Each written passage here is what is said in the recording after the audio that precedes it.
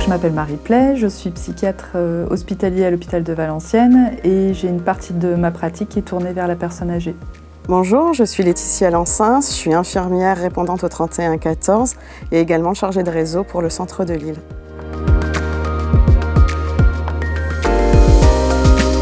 Les derniers chiffres de 2024 nous montrent qu'en 2021, on a pu recenser 9000 décès par suicide en France et que chez la personne de plus de 65 ans, on a pu recenser 3000 décès par suicide sur l'année 2021. Les chiffres montrent qu'un décès sur 3 par suicide touche les personnes de plus de 65 ans. Alors quand on veut évoquer les idées suicidaires, il faut analyser ce qu'on appelle les facteurs de risque et pour ça, ça nécessite de se référer au contexte qui précède l'apparition des idées suicidaires, c'est-à-dire les heures, les jours, les mois, les semaines, les années avant l'idée suicidaire.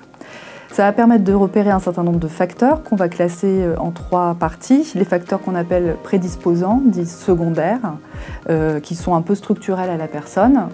Il y a également des facteurs contribuants, dits primaires, qui eux vont faciliter la vulnérabilité de la personne. Et enfin, il y a les facteurs précipitants, qui sont vraiment les événements de vie les plus récents, qui vont faciliter l'émergence de l'idée suicidaire, voire du passage à l'acte suicidaire.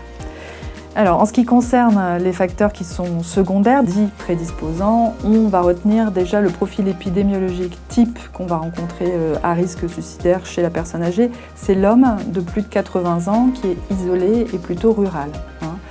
L'isolement, de façon générale, est un facteur particulièrement prédisposant au risque suicidaire.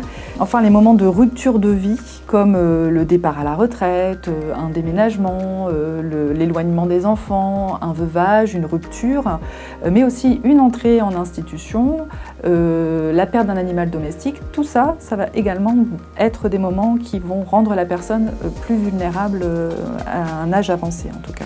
A l'inverse, structurellement, les personnes qui sont entourées sur le plan social de façon générale, qui aussi dans leur vie vont avoir montré un certain nombre de capacités de résilience et de savoir affronter les événements de vie, vont eux être plus protégés du risque suicidaire que la population générale. Chez la personne âgée, on va citer la dépression comme principal facteur de risque primaire, contribuant à l'élaboration suicidaire.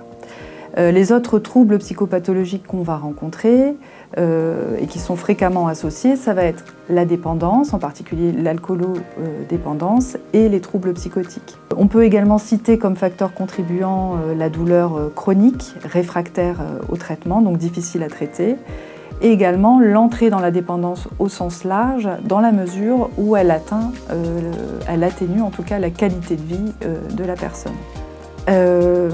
L'annonce diagnostique d'une maladie cognitive, au même titre qu'une autre maladie quand elle a un pronostic péjoratif, est elle aussi un facteur qui peut contribuer au risque suicidaire.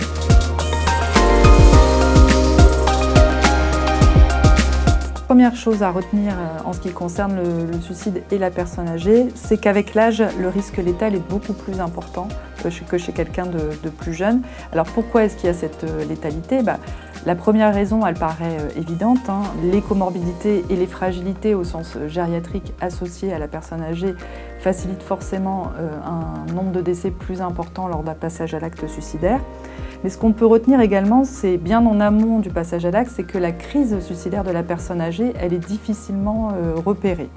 Pourquoi ? Parce qu'elle est banalisée, et ça c'est de façon générale, et aussi parce qu'elle peut être sujette parfois à une erreur d'analyse, où on pourrait confondre le droit légitime à demander à mourir dans la dignité et une souffrance morale qui finalement ne serait pas prise en charge. Elle peut être masquée aussi par des plaintes somatiques, et on rappellera la spécificité de certaines formes de dépression chez la personne âgée, où la plainte somatique est finalement le premier symptôme qui apparaît. L'autre particularité chez les personnes plus âgées, c'est la détermination dans le passage à l'acte, puisque chez ce groupe de population, le passage à l'acte est beaucoup plus prémédité que impulsif, à l'inverse des populations plus jeunes. En témoigne notamment l'épidémiologie des moyens qui sont utilisés dans les suicides aboutis, qui sont des moyens violents. Les autres marqueurs de cette détermination au suicide chez les plus vieux, c'est le risque de récidive qu'il existe existe après un premier passage à l'acte, puisque l'on sait que 2 personnes sur 3 des primo-suicidants vont récidiver dans l'année, chez les plus de 65 ans. Enfin, certains éléments de terrain vont favoriser le passage à l'acte, notamment l'accès à la polymédication, ce qui paraît également assez logique finalement, et la fréquence des moments de rupture dans la vie. À notre niveau, limiter le risque suicidaire chez les plus âgés, il faut d'une part repérer les idées suicidaires, et ça se fait avec des questions qui soient simples et directes. Il faut enlever les moyens létaux quand une personne a un projet de suicide qui est bien repéré et qui est envisagé. Et puis il faut prendre en charge les facteurs de risque et en premier lieu la dépression et l'isolement.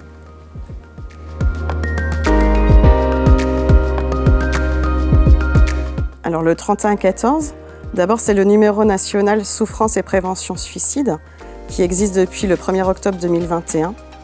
C'est un dispositif de prévention universel. Tout le monde peut appeler, personne concernée, les proches aidants et les professionnels.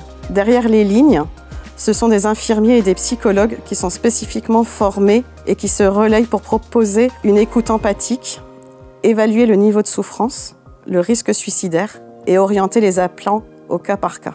Et il permet aussi de mettre en alerte le réseau social autour de la personne en détresse. Pour les sujets âgés, ça peut être prendre contact avec l'infirmière ou l'auxiliaire de vie qui vient tous les jours au domicile. Ça peut être prendre contact avec le médecin traitant, avec la famille, avec les professionnels du lieu de vie de la personne, avec une association, avec un service d'urgence. Le 3114 ne va pas se substituer aux acteurs de terrain, mais il agit comme un trait d'union dans les moments de détresse pour faire en sorte que la personne en souffrance reçoive le soutien dont elle a besoin. C'est une main tendue pour chaque appelant, un moyen de redonner espoir, parce que chaque appel compte, chaque vie compte.